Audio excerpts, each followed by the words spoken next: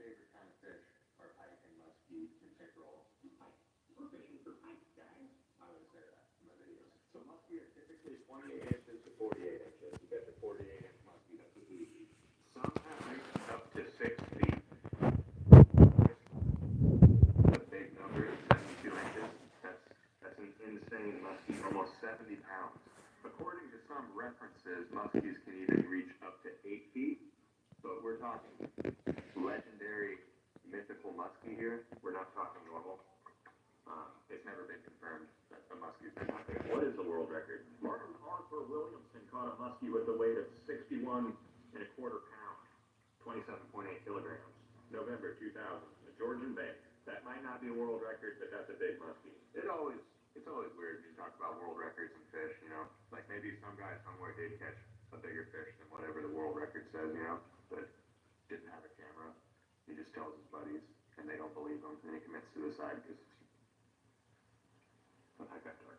So the description that Wikipedia gives you of what colors these fish are is light silver, brown, green, dark vertical stripes on the flank, which may tend to break up into spots. In some cases, the markings may be absent altogether. They really covered their butt when it comes to describing their colors and stuff. I always thought of it as a muskie's got dark spots and a light body, and a pike has light spots with a darker body. To be certain whether you caught a pike or a muskie, you count their sensory pores. It's on the underside of their mandibles.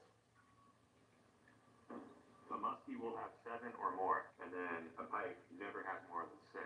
Most people can just look at the fish and tell that it's a muskie or a pike, though. Yeah, we got them in Iowa. They're in Nebraska. They're in Minnesota. They're probably in Missouri a little bit. Then you keep going east. They're definitely in Wisconsin. Probably in Illinois. They're in Ohio, Michigan. They're around that area, mostly. And then Canada. Yeah, I'm just talking about the United States. Canada's full of them, too. They're not native in Maine, so they've been introduced to the waters in Maine. But in Maine, anglers are actually encouraged not to release them back in the water. They're trying to maintain their precious trout populations and stuff like that. So. Oh, wow, they're even in the Tennessee River Valley. Oh, they're in the Broad River in South Carolina, too. Wow. Anybody from South Carolina ever catch a muskie? That's crazy. Found in the Red River drainage of the Hudson Bay. And then in Utah, they've introduced hybrid tiger muscalenge in their reservoirs and stuff. That's cool. They're not everywhere, of course, but they're around. So muskies bite their prey, and then they turn it around, or they turn themselves around, and then they eat things head first. A lot of fish do that. And they eat a lot of different stuff. Where they live, there is nothing badder than them. They are capable of eating prey up to 2/3 of their body weight due to their large stomachs. And they're capable of biting stuff in half and portioning it up and eating it still. Muskrats, ducks, your cat, hide your pets, hide your kids, don't put your babies in the water. There's muskie in there. Muskie fishing's a big deal, very big deal. Big market, lots of people do it. Lots of people are extremely serious about it. The hours that those people have to put on the water are insane. I'm gonna do it someday once I get a boat. I got a lake with some hybrid muskie in it near me, and I want to get on those, but I need a boat when I'm fishing there for them. But they even have charts and stuff showing the curve for length and girth and what the weight's going to be. That way you can just measure those two things, take a picture. You don't have to put it on a scale and hurt their jaw and stuff, and then throw it back in the water. Get that thing released. Sometimes muskies form small groups of roving gangs around the lake. Small schools of muskie in distinct territories. They're picky about who they become friends with. But if you come across a roving gang of muskies, go around. They spawn in a rock or a sand bottom so that the eggs don't sink into the mud and suffocate. They say the eggs are negatively buoyant, so the eggs sink and they're slightly adhesive. They adhere to both the plants and vegetation and the bottom of the lake. And once they're adhered, they're abandoned. No maternity. They just poop out the eggs and leave. Within 2 weeks, they got 2 weeks to survive, completely helpless. But once after that 2 weeks, no, they didn't hatch. They just developed a mouth. The egg just developed a mouth. And it's going to eat zooplankton, not even vegetation, just zooplankton, or zooplankton, some people call it. Then it comes out of the yolk soon after that, so it's not having to live. It develops a mouth and it's able to eat zooplankton while it's still an egg. That's just kind of cool. Kind of shows how mean this fish is. Then it comes out of the egg, and then it, can start preying upon small fish, minnows, juvenile stuff. The ones that make it are pretty tough. They're actually apex predators. humans pose a threat to this fish, and it's the only threat, mostly the only threat to younger muskies, smaller muskies, or other adult muskies. So we'll see. I might get a bass on this baby muskie. I saw bass on bigger stuff than that. So attack on humans. Muskies attacking humans. Where's Jerry Wade? Is that his name? River Monsters guy? He did an episode. Dangle your feet off the boat, and a 60-inch muskie comes up and bites your leg off. Is that what happens?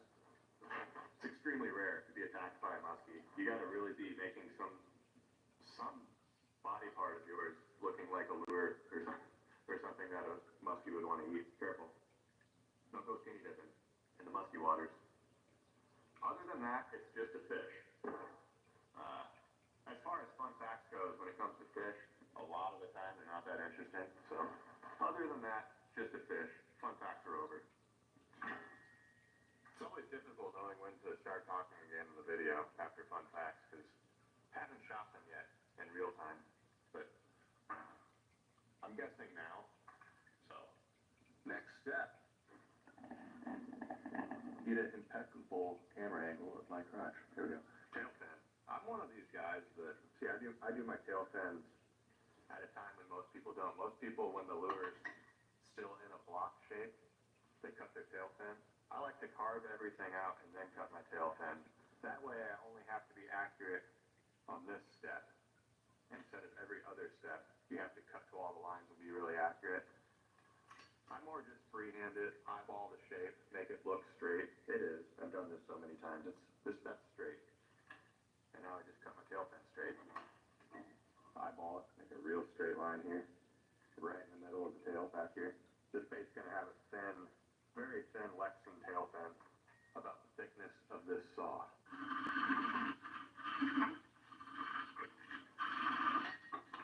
And I think I'm going to glue it in and have it secured before I start painting it even, and just paint it all together with the bait. Here's the shape of everything though. I got that gnarly front underbite. The eyeball is going to go pretty much just slightly forward, but centered with that crease right there. Since it's a baby muskie, I gave it more of a round shape. Real muskies are just pretty much flat along the entirety of the body, and then back here it dips in. I'm not going to do the anal fin or the top fin, dorsal fin. Keep it simple, clean, beautiful, baby muskie, 4-piece, 3-joint swim bait. I just went into explain-o mode right there. Let's get back to work. A protractor is a pretty useful tool for making a tail fin. This is a 10-centimeter measurement, and then I always try to get the 5 right in the center of the tail fin and just measuring off of these 2 ends, and then I have all the degrees here, and I can just make my mark. Let's go with 120 and 60 here. 90 is the center, so you go off of that, and boom. We have the general dimensions of the tail fin here. Of course, it's not going to be that shape. Those are the parameters we just established. I'm pretty sure that musky tail fins are all scraggly and ugly. Probably the uglier the better, I would guess.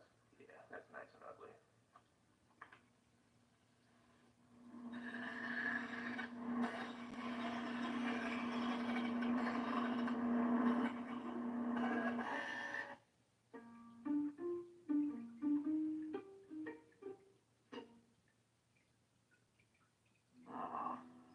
Weeding is the worst. But now, there's spruce. You'll see visible results in 1 hour and dead weeds in 1 day. And it's safe for use around people and pets. Spruce, the new hard-working, worry-free weed and grass killer. Our entire reality's in danger. You need to get me home. I promise I will. You can't promise. I do.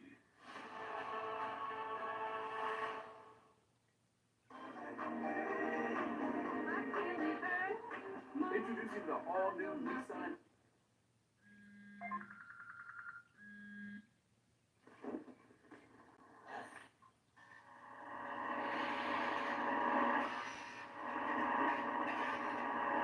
Putting a little pointy thin bit in the Dremel here. And to make sure we capture all this ugliness, I'm going to use a Dremel to get it nice and detailed and good.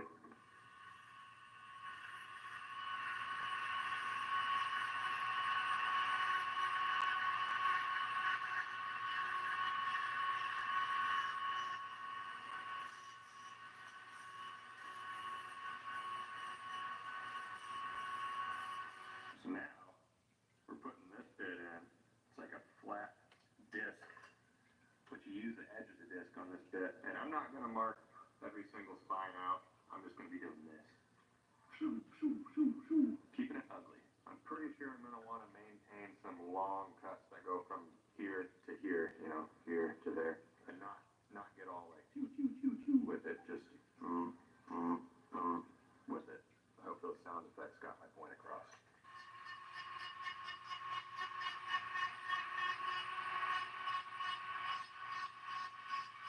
That's pretty good.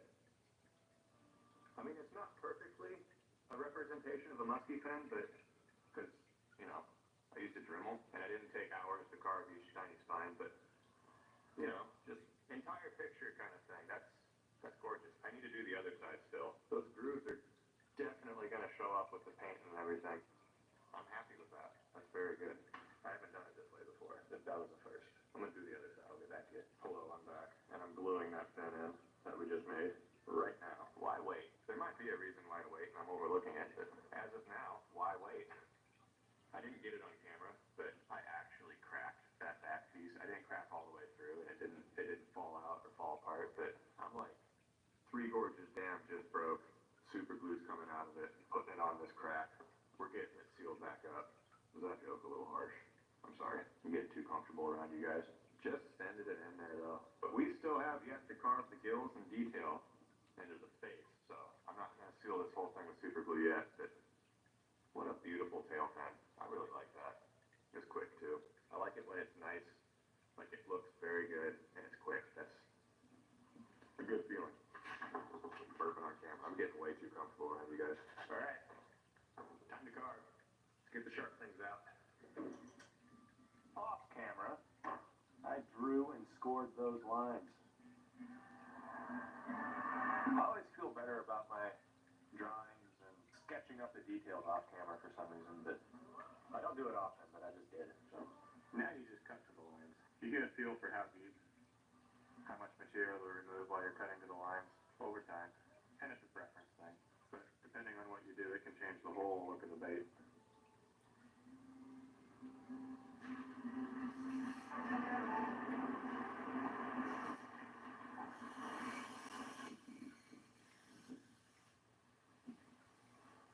That bug zapper, man. It's just smoking. Box elder bugs. Those dang box elder bugs all over the siding right now. They're getting in here and getting fried. And I'm just laughing. I hate those bugs. Completely harmless. But sometimes you just gotta hate a bug, you know?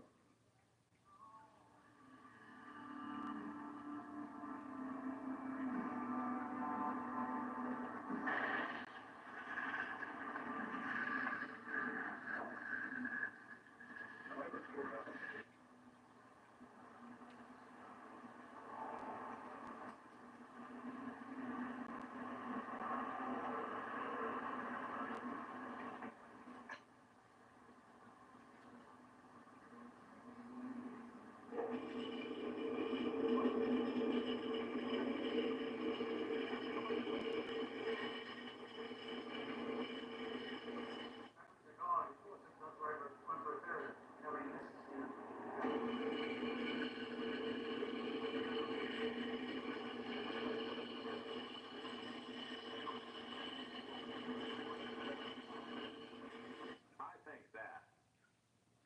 No, it needs way more orange. What am I thinking?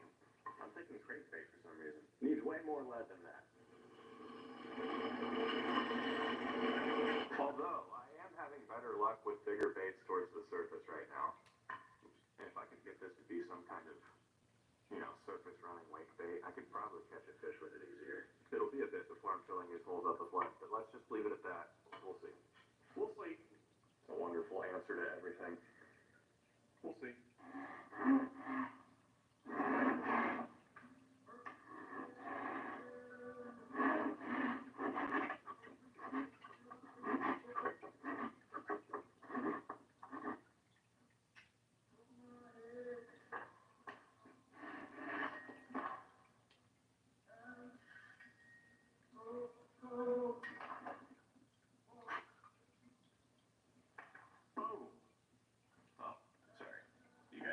see that. Boom! Joints are cut.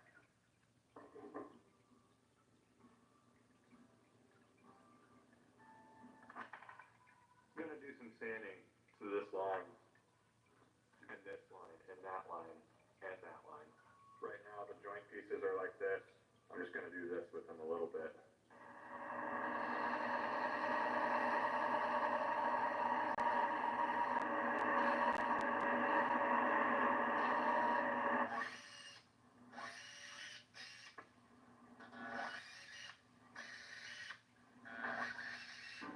Okay, yeah. We're ready to seal with super glue. I put a tiny bit of more detail in the head here. I should probably show you guys. Did a little something under the eye and then a nostril. Maybe musky. You know what? I'm not gonna do super glue. I could lose some detail if I do that. I'm gonna dip it in polyurethane and wait. Just be patient. Let's make this fake nice. Keep it dipping. I've gotten in this habit where I kind of make lures more blocky than I used to.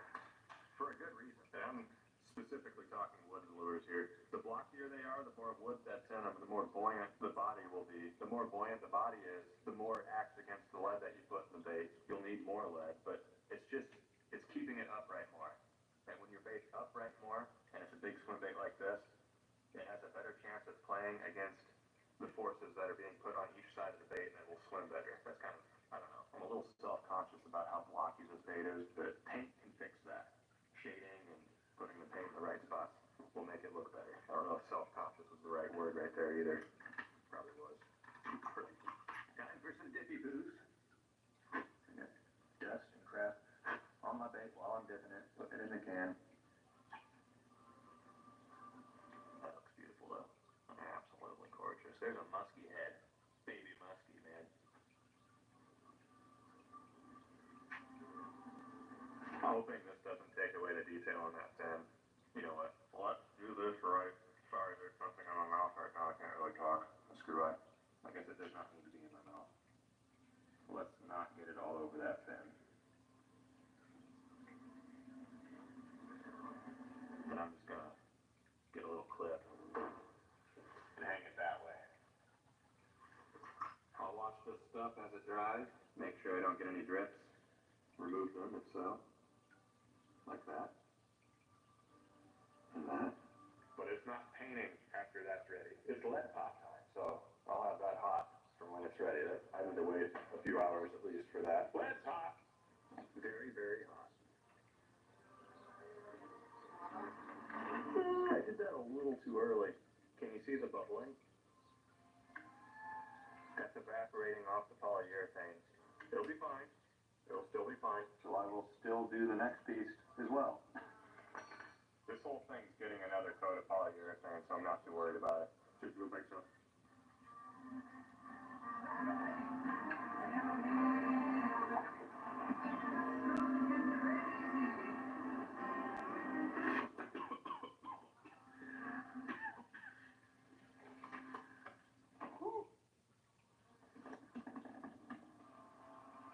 Ouch.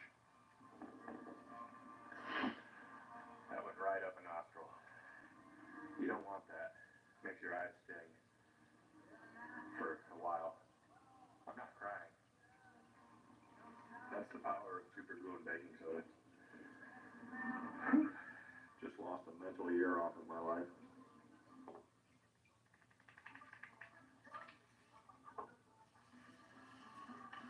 Your best line of defense against bumps when you're trying to sand something smooth is your fingers. Like, you gotta feel if it's bumpy or not. A lot of the time you can't see it at all. And that's smooth, both of these. This bait is weighed. I think it's gonna be a weight bait. You said you can't have your cake and look like it too. You got gold. So let's see. With GNC, baby. Save your groceries. For the love of food. Ziploc. You're on the road to a good financial future. But what if you could do better? With Credit Karma, you can see if there are better rates for loans and insurance. And see if you're maximizing your card rewards. So your money goes further into a Credit Karma. Tell me this. Why can't a car with this much breathing room also take your breath away? New Halo Top Chocolate Fudge Brownie has brownie chunks water swirls. Top water, slithering along, injured baby muskie, up for grabs. Next day. Therefore, this lure is extremely dry and ready to paint, and we're not starting with white. Starting with gray. Why? Because muskies are just this way. That's why. I don't know. This is how I paint a muskie, and I start with gray for some reason. Even on the belly of a muskie, it's dirty. It will have a white belly, but I'll just show you. It's a nice light gray.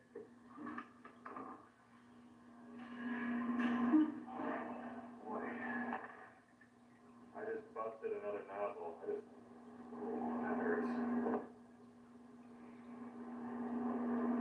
Ooh. Ooh.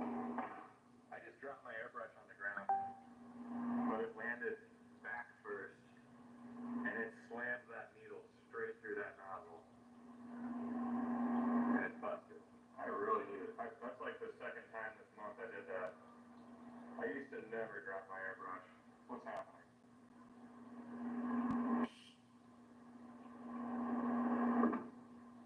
I'm gonna go to Hobby Lobby and get some airbrush parts. It decked me in the nose with a baby monitor the other night, or the other morning.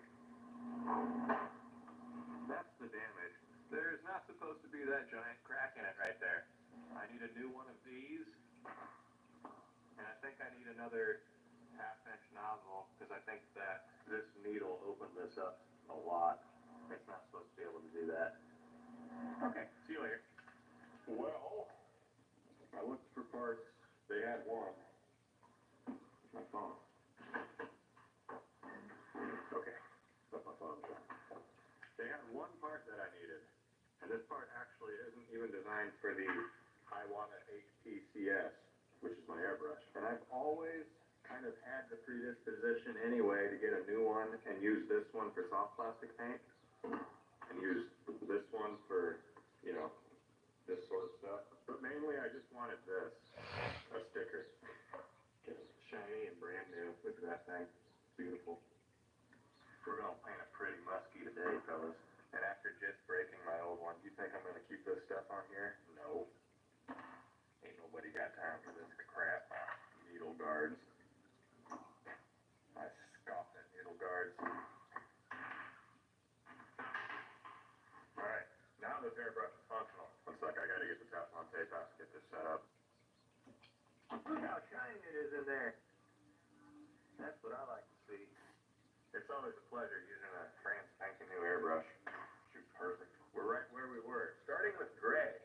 I'm not explaining why again. You guys watch Wrangler Star? The homesteader guy from Oregon? He always says things give him the fizz, you know? The fizz. This gives me the fizz.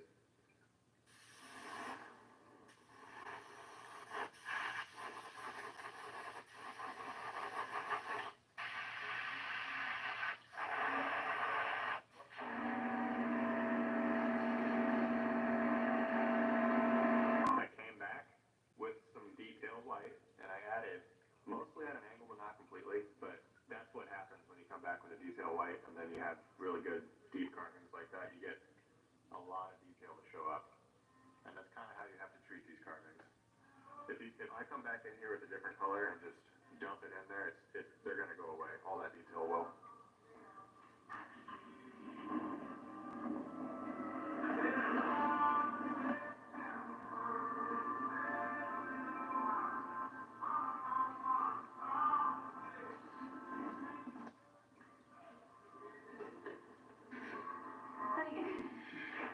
But yeah, colors.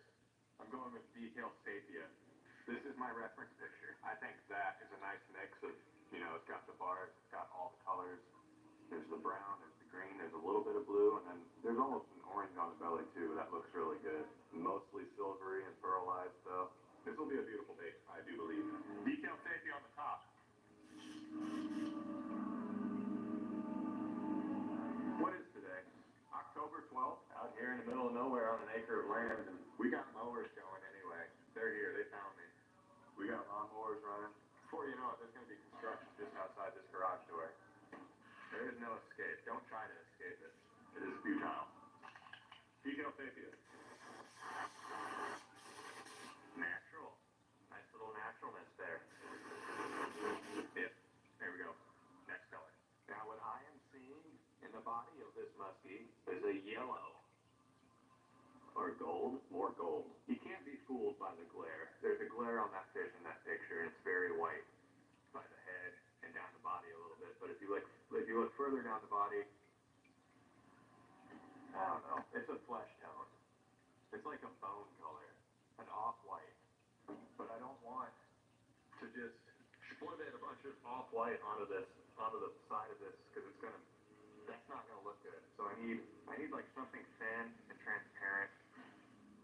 Or maybe I should just make the scales like that. I wanted to do silver, like just silver for the scales over everything that I painted. So I can't really do it that way. Let's make an off-white color, and let's be careful. I'm gonna be careful with an off-white color. That's what I'm gonna do. Buttload of white in the cup. I'm gonna do a drop of yellow ochre, not ochre, like I said before in the last video. Ochre. That's a big drop. Good lord. Okay. And a drop of flesh tone. Let's see what I've created. Yeah, that's very bright. It's mostly white still. Let's get some reducer in here for transparency purposes. Yeah, I'm appreciating that. That's not bad. That's almost, maybe the camera's not picking it up, but that's like a darker bone color. A lot of people like the bone color today. And it's just an off-white. I think it's just like the color of whatever the resin the lure is made out of is, and they don't even have to paint the lure, but a lot of people like that color, and it is effective. But this is darker. I'm kind of liking it. That's not bad. Center of the bait. I'm going down the middle of the whole bait with this. I'm coming back with a different color. This is good, but it's not right. It's adding that little highlight though to the center of the body. I'm going to come back with the reduced ochre yellow. Let's get this color out of here.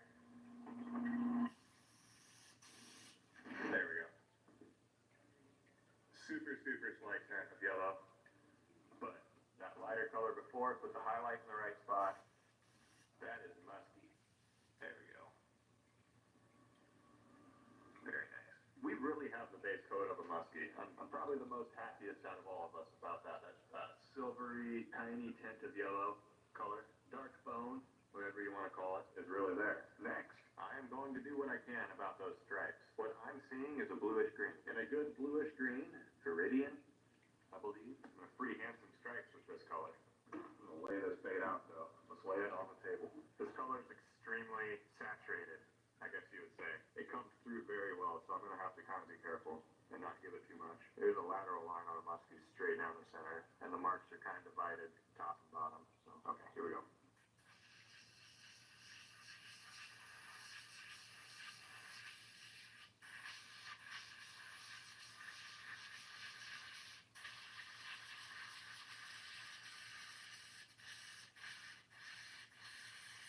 Yes, I totally agree. That's way too bright. That's too much color. But it will all get fixed. Then they got some spots at the bottom.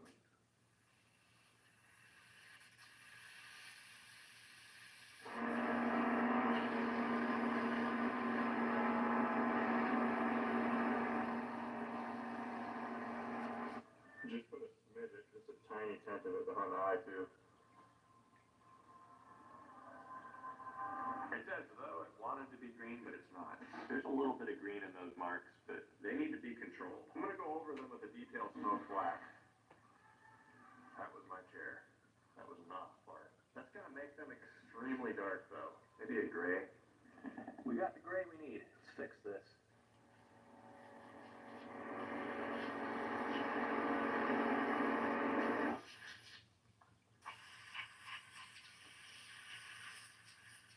That's looking good.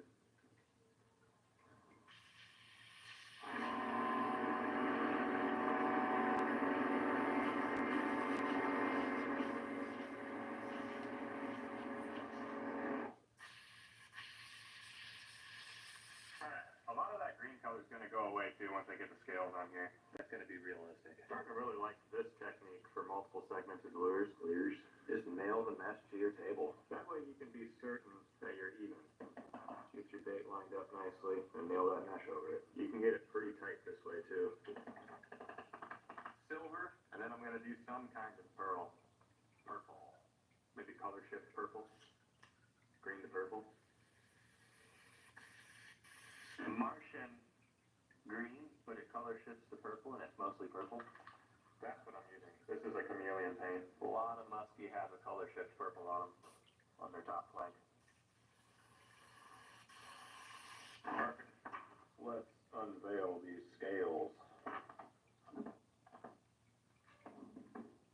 Was that too much? That was too much. Dang it. Dang it. Dang it. Dang it.